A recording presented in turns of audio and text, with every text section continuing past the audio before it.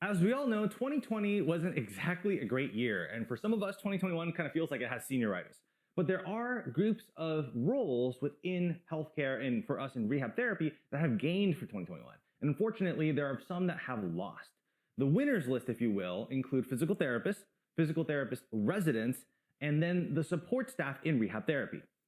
Those that have lost, and some quite a bit, are the occupational therapist, the physical therapist assistant, and managerial staff. And it seems to be managerial staff across the line, not just your line manager. We're talking about the entire command chain.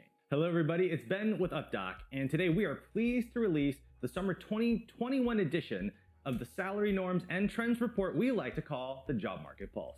For this edition of the Pulse, we're going to unpack a lot of stuff, but there are two primary focal points. The first is the changes we've observed between 2020 and 2021 for this year thus far.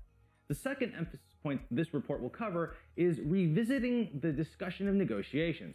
What is, what isn't, what you can expect as both the candidate applying to an employer organization and what you can expect as a hiring manager when it comes to talent acquisition. This report will dive quite deep into that topic of talent acquisition, really because it has to become a we discussion versus a me versus them discussion. And this plays on both sides of the table, both as the hiring manager, but also as the talent who's trying to apply to the various different opportunities that you're seeking out. So without further ado, let's dive right in and talk about 2020 versus 2021.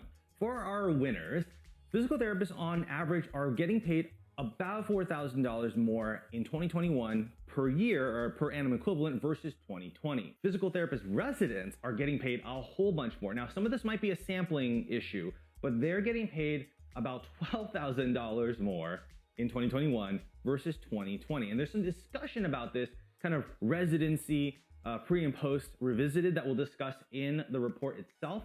But spoiler alert, getting your residency completed doesn't necessarily mean that you're getting paid more. In fact, it kind of means you're going to get paid less. And there's a suspicion that the 2021 data is in support, if you will, or it will bolster your pay as a physical therapist resident because of a sudden vacuum of talent. Again, to be discussed in a later section. For support staff in 2021, the average support staff member in rehab therapy is getting paid about $3,000 better in 2021 than in 2020. Unfortunately for occupational therapists, they've lost about $9,000 of pay in 2021 compared to 2020. And that's as a per annum equivalent, which does average across the various types of employment roles that you might see for an OT. For 2021, physical therapist assistants have taken a pay dock of about $5,000 as a per annum equivalent. And some of this isn't necessarily a surprise to the industry because of some of the changes in payer regulations and payer patterns that we've kind of seen coming for a little while. Finally, management staff. Management staff has taken about a $7,000 paid dock in 2021 compared to 2020. All right, so it's time now to talk about residencies. And I know residencies can be kind of a sensitive topic. It's a philosophy of use question as much as it is a financial question.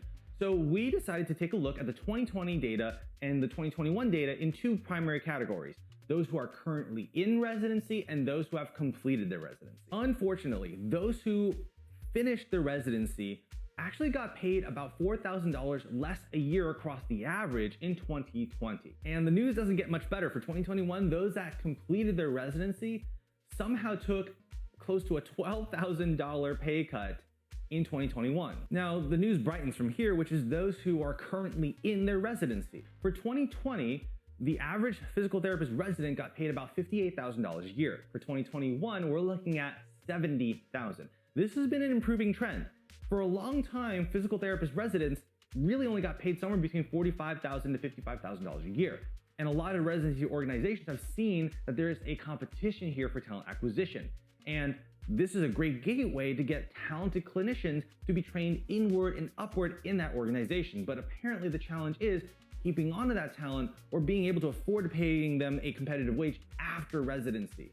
Now, there's still more data that requires analysis, trending, and contribution to understand where these PT residents are going. Are they staying at their same place of employment and residency afterward, or are they trying to do lateral transfer and that's where the pay dock is occurring? That's something that we need your help on to the negotiations conversation. So for this summer 2021 Pulse release, we wanted to really take a better look at negotiations and divvy it into the various decision matrices that are available to both candidates and hiring managers.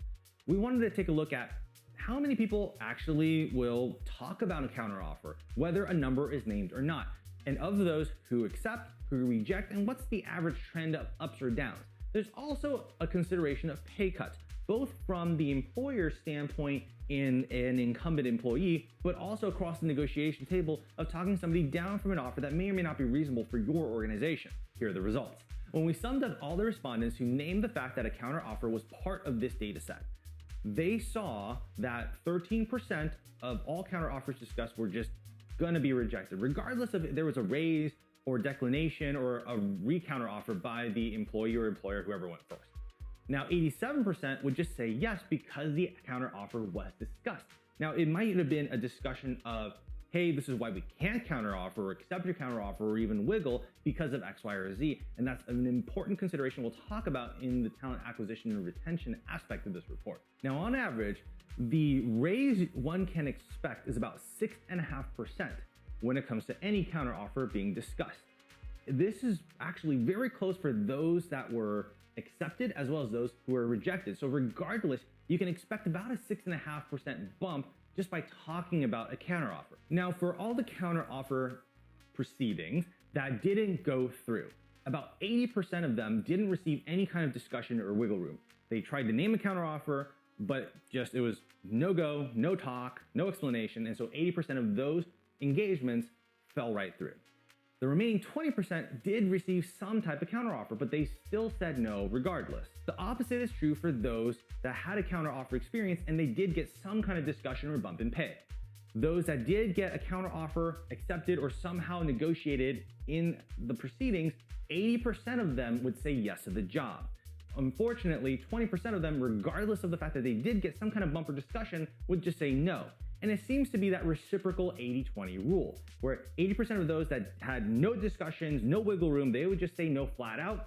80% of them that did get something talked about would then say yes, with the 20% in the middle that would just say no, period. Very likely just because that's the way the market plays out, with the realities of trying to match talent and organizational culture. The next topic of discussion in negotiations is self-initiated offers, where the candidate would talk to the hiring manager and say, hey, look, I'd like to get paid this. And surprisingly enough, only 4% of the counteroffer data set had self-initiated offers. But not surprisingly, 100% of all self-initiated offers were accepted for the role, not necessarily for the number. And that speaks a little bit to cultural appreciation between the candidate and the employing organization, that the candidate is invested already in that interview and in that onboarding or pre-onboarding experience, that regardless of if your hiring organization can meet their hopeful expectations in the counteroffer process, because they are invested, they will say yes. Now to the topic of pay cuts. We appreciated that in 2020 and in here through 2021, pay cuts are happening. For those in the data set that belong to the counter negotiations group, 7% of them took a pay cut at an average about a 4% decrease. So you can compare for yourself if you've experienced that, if you fall within the norms or not. Again, there's a lot to unpack in this 2021 summer release of the Job Market Pulse. We dive very, very deeply into some of the change of stats and some of the discussions that are required, maybe some tough discussions required regarding talent retention and acquisition. Perhaps the base fact is this: conversations need to happen. There is an increasing desire for the general workforce to have a little bit more of a transparent relationship, and that relationship word is the key, with their employer organization. It doesn't mean that they expect employer organizations to just open their books, but they hope for a conversation, an opening of dialogue with understandable limits of what can and can't be talked about. You'll recall that 80% of counteroffers, regardless if they were met or not, were accepted if the counteroffer was discussed. That's a huge number. That will raise by far your ability to take on new talent and to retain talent if you're willing to and able to have these conversations. As always, if you're interested in the raw and sorted data, you want to sift through all the numbers, you want to see what's normal for your specialty, for your setting, for your years of experience, in which state, even which by zip code, you can look through all of that in the Job Market Pulse report. Just scroll way down to the bottom where it says here to download which spreadsheet, including years of legacy data. That's it for this one. Thanks for joining us. Keep your eyes peeled for the next release. We'll be having the Corporate Quality Index report featuring employer experiences that you want to be a part of. I'm Ben with UpDoc, and I'll see you at the next one.